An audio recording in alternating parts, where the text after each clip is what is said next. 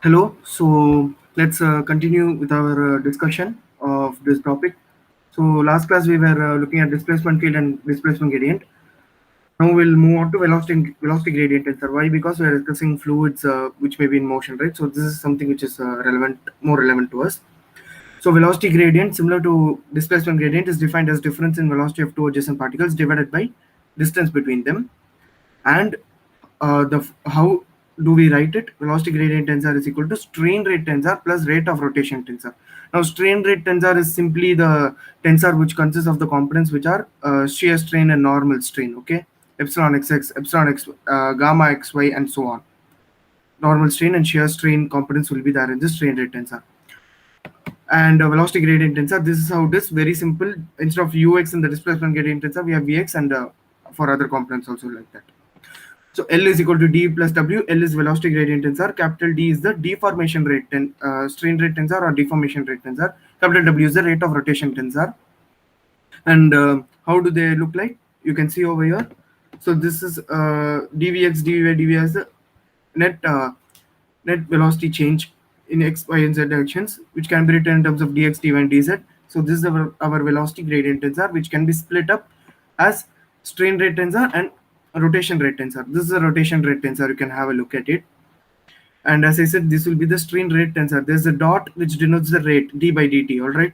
Epsilon xx dot is d by dt of epsilon xx. When the diagonal components are the normal strain rates. All right, and the expression for w dot, that is rate of rotation, are given over here. You can have a look at it in terms of velocity gradients. Okay, these are important expressions. So d by dt of epsilon xx is written as dou by dou x of vx. Similarly for other normal strain rates, and d by dt of epsilon xy is half of dou by dou y of vx plus dou by dou x of vy.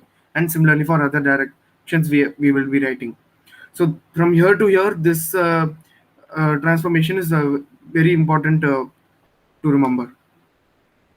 Okay, so rigid body motion of the fluid is not related to viscous stress. It is the rate of deformation of the fluid which is related to viscous stress. So if you remember the linear momentum balance, we wanted to express the viscous stress tensor in terms of a known quantity like velocity or something. So what we are concluding here is rigid body motion is not related to viscous stress.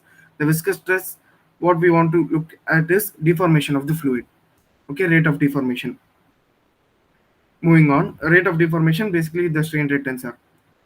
Okay, so we'll move on to the Newton's law of viscosity in the one dimensional. Now, this is very, very important. It's an empirical relation between stress and strain rate. Okay, and the assumptions involved will be that we have a linear viscous material fluid, and the stress and strain rate are linearly related as shown. Tau xy is equal to mu into d by dt of gamma xy. Gamma xy is the uh, shear strain, and mu is the coefficient of viscosity. Tau xy is the shear stress. Flow between, so let's consider flow between two parallel plates with the bottom plate as stationary and top plate moving at constant velocity vp. Then we can imply that a constant force F is required to maintain the motion of that upper plate with velocity vp. And this shear stress per unit area F by A on the upper plate on the top surface that needs to be applied is given as mu into Vp by H. So this is what is obtained experimentally, where H is the distance between the two plates. Mu is constant of proportionality. It is called viscosity, and it is a property of that specific fluid. And this 1D form of Newton's law of viscosity is valid for all gaseous liquids with molecular weight around about 5,000 units. And the SI unit will be Pascal second. And for your information, at 20 degrees Celsius, air has a viscosity of a mu value of 1.8 into 10 power minus 5, and water is of the order of 10 power minus 3. Right, so clearly liquids have a higher viscosity at the same temperature, right? Okay, so with temperature increase, the for liquids mu reduces, however it increases for gases. Moving on, Newton's law of viscosity in the 3D form. So this is something, this is very important. So tau xx equal to 2 mu into d by dt of epsilon xx plus lambda into del dot v.